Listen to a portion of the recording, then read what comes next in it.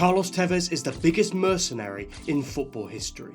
At least that's what many people believe, but to understand why, you need to know his story. Because in actual fact, Carlitos is one of the most misrepresented and disrespected players of his generation. And whilst many see him as a mercenary, others see him as a messiah. But before we get into the story, just a quick reminder to like the video and subscribe to the channel also. We have so many more fascinating stories like this one to explore in the future, leading into the World Cup, where we will deep dive into the history of football's greatest tournament. But without further ado, my name is Gareth of 90+1 and this is the story of Carlos Tevez.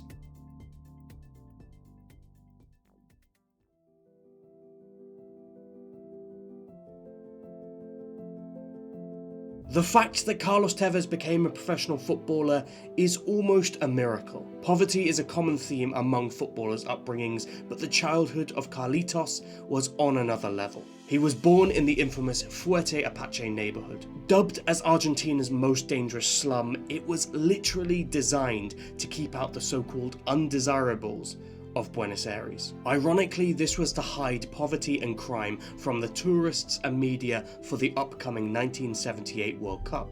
But this created a hotbed for crime where reportedly 1 in 3 people never reached the age of 18. And after being born in 1984, Carlos Martinez didn't look like he would last very long. Before he was even 1 year old, he was hospitalized for months due to 3rd-degree burns which scarred his neck. His father passed away when he was very young, and his mother abandoned him due to substance abuse. Luckily, his aunt Adriana and her husband Segundo adopted little Carlitos and, despite having next to nothing, raised him as one of their own, renaming him as Carlos Tevez. At a young age, they realized his passion for football and encouraged him to pursue his dream, helping him join Club Atletico All Boys, where Tevez met his best friend Dario Coronel. Dario was the star player of the local community, considered even better than Carlos. Apparently on the pitch he had everything, however off it he had nothing. With an absent mother and an abusive father, Dario didn't have the family that Carlos did, and instead of a loving aunt, he was adopted by the local gangs. When Carlitos joined Boca Juniors aged 13, Dario chose to join another club. Despite spending less time together, they remained close friends. But Dario's focus shifted away from football as more and more he had to focus on surviving day to day. In 2001, Tevez was called up to make his debut for Argentina's under-17s team. He promised to bring back his jersey as a gift for his friend. However, when Carlos returned, Dario Coronel had already passed away. Tevez said that his family is what kept him on the right track, and if not for football, he may well have gone down the same path. This, sadly, was normal life in Fuerte Apache. He never really got the chance to process his friend's passing, as he needed to focus on the opportunity in front of him at Boca Juniors. Thus, he had no choice but to turn pain into motivation, but made a vow in the name of his best friend Dario that he would do everything in his career for his family and his community.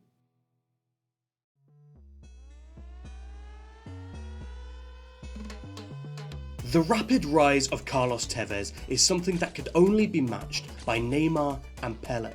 In his first full season in professional football, Carlitos had the impossible task of stepping into the shoes of Boca Juniors legend Juan Roman Riquelme. But he more than filled those boots with 31 goals and assists in 42 games as Boca won the Argentinian Primera Division. However, it was in the Copa Libertadores where Tevez truly shone, with 5 goals and 5 assists in just 8 games as Boca defeated an incredible Santos team in the final to lift their 5th Copa Libertadores title. A win over AC Milan secured the Intercontinental Cup and a treble for Carlitos in his first ever year in senior football, a year where he was named as the best player in South America. The next season he once again helped Boca to the final of the Copa Libertadores, where they just missed out on penalties, before scoring the winning goal in the Copa Sudamericana final, which is kind of like South America's version of the Europa League. That summer, Tevez burst onto the international scene,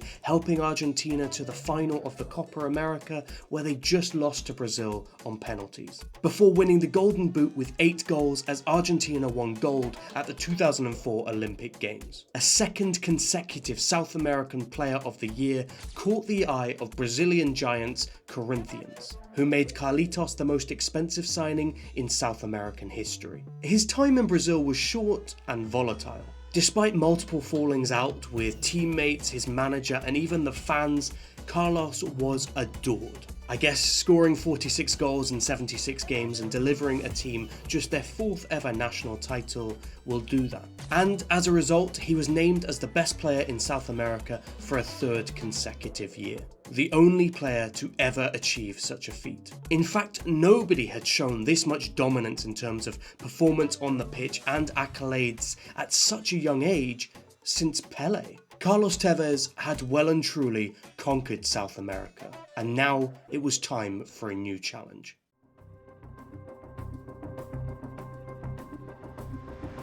Carlos Tevez's time in England is perhaps the most notorious stint in Premier League history. After a controversial transfer to West Ham, Carlitos became a cult hero after he almost single-handedly kept the Hammers in the Premier League. 7 goals and 3 assists in the final 10 matches, including an iconic winning goal against champions Manchester United, which had the Old Trafford faithful singing, "Sign him up Fergie, sign him up." And that is exactly what Sir Alex Ferguson did in yet another controversial transfer. Tevez was an immediate fan favourite, with his relentless pressing and defensive work which allowed Cristiano Ronaldo to shine. 19 goals later and Carlitos had helped United win the Premier League and Champions League double. And his brilliance continued the next season as United retained the Premier League alongside winning the Club World Cup and League Cup. But as the season was coming to an end, rumours started to swirl that Tevez would leave Man United. And then, the Argentine striker shocked the footballing world, crossing the divide to join rivals Manchester City, with the citizens stoking the fire when they erected a poster of Carlos Tevez with the words "Welcome to Manchester," a true statement signing that the noisy neighbours meant business. El Apache was an immediate hit with 29 goals in his first season. In his second, after another 23 goals, Tevez completed English football by winning the FA Cup. However, the next year things took a turn for the worse as Tevez seemingly refused to come off the bench as a substitute against Bayern Munich in the Champions League. Manager Roberto Mancini insisted that Carlos would never play for the club again as he was suspended by City and ended up missing 5 months of the season. But eventually he was brought back into the fold, a much needed boost as Man City overturned an 8-point deficit against their rivals United to win the title in the most remarkable fashion. Despite all the success that came with completing English football, his legacy was stained with the label of the Mercenary of Manchester. Carlos later revealed that he almost retired during his suspension at City, but instead he decided to change the narrative.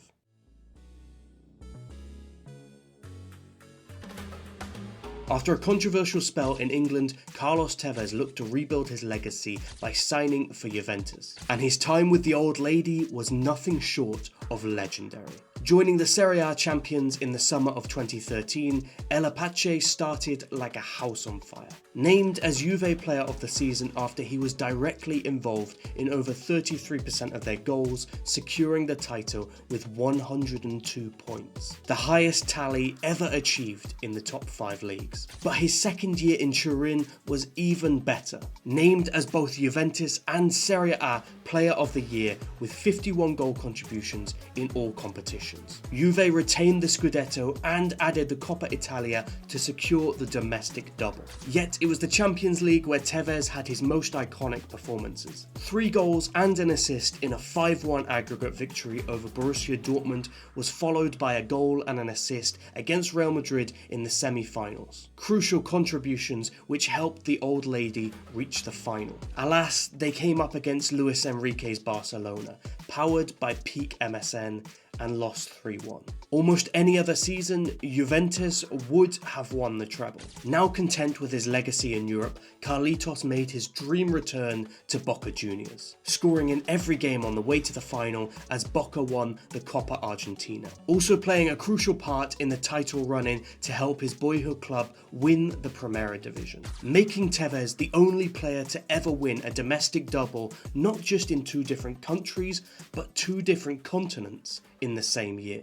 However, firing Boca to another title 2 years later proved to be his parting gift, as Carlitos got an offer that he simply could not refuse. An offer from Shanghai Shenhua to become the highest paid player in world football. But the Chinese club did not get their money's worth. After the coach publicly criticized his attitude, people were once again calling Carlos a mercenary. But Tevez was honest, describing his year in China as a holiday. And after just 1 year in China, he gave up tens of millions of dollars to return to his boyhood club. Carlitos won 2 more league titles with Boca before he suddenly retired. Despite still being physically fit, he was no longer able to mentally focus on football. And that is because his adopted father Segundo, the man who had raised him and given him everything, had sadly passed away. After an incredible career where he did everything for his family, Carlos realized now all they needed was him. And now that his career is over, it's left to us to define what kind of legacy he has. Is Carlos Tevez the biggest mercenary in football history, as many people say? Or is he a footballing messiah, as claimed by many others?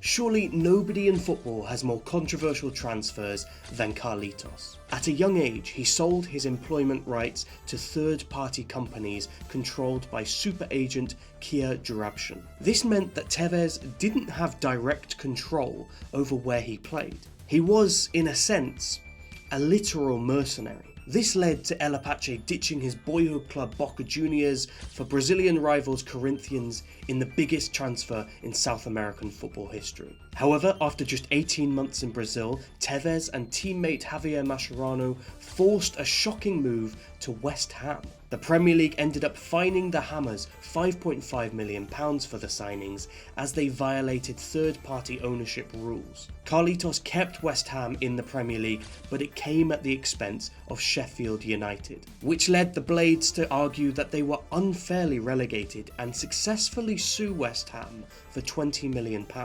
By which point Tevez was long gone, joining Manchester United in another controversial deal which required FIFA's intervention. See, West Ham believed that they had ownership of the player, which Kia Joorabchian disputed. Even FIFA were unable to completely decide. In the end, the Premier League sanctioned a deal where the super agent paid West Ham £2 million to release the Argentine from his contract. Carlos moved to Manchester United on what was technically a 2-year loan, at the end of which he switched up and signed for rivals Manchester City, another one of English football's most controversial transfers. To this day, it's unclear how much City even paid for Tevez, but it is believed to have been a British record at the time. However, after a couple of years, he fell out with the club and eventually moved to Juventus for £12 million, as City chose to cut their losses. Where, after a stunning 2 years, Carlitos returned to Boca Juniors for what people thought was the final transfer of his career. But once again, he shocked the world, signing for Chinese club Shanghai Shenhua to earn $41 million per year. And it was transfers like these which made people say, Carlos Tevez is the biggest mercenary in football history.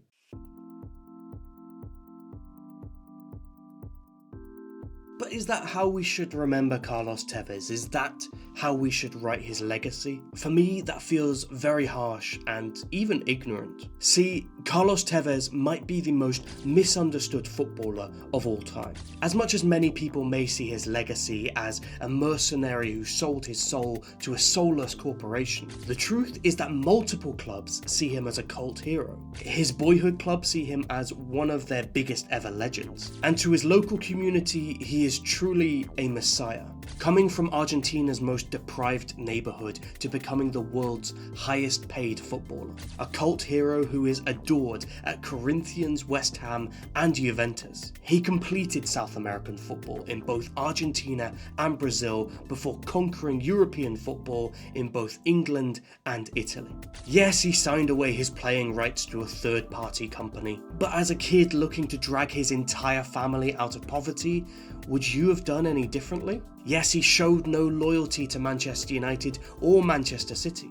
But what loyalty did he owe these clubs? You never hear Corinthians, West Ham or Juventus fans complaining about El Apache's short stints at those clubs. That is because those fans did not feel entitled to his loyalty. See, the truth is that every move Tevez made, he did make out of loyalty. The loyalty of Carlitos was to his family, his community of Fuerte Apache, and to Boca Juniors. And yes, he left his boyhood club for a team in Brazil, but Boca were incredibly well compensated for that deal. And yes, he left once again to go and become the richest player in the world, but once again Boca were well compensated, and how many players have taken a payday at the end of their career? And in the case of Tevez, at least he cut his payday short to retire in the blue and gold shirt as he had always dreamed. The idea that he is a soulless mercenary is an oversimplification. See, for every medal he won and every dollar he earned, his legacy is not solely defined by trophies and money. For Carlos Tevez, his legacy is defined by the lives he improved around the world with his charity work, for his family, and for his community in Fuerte Apache.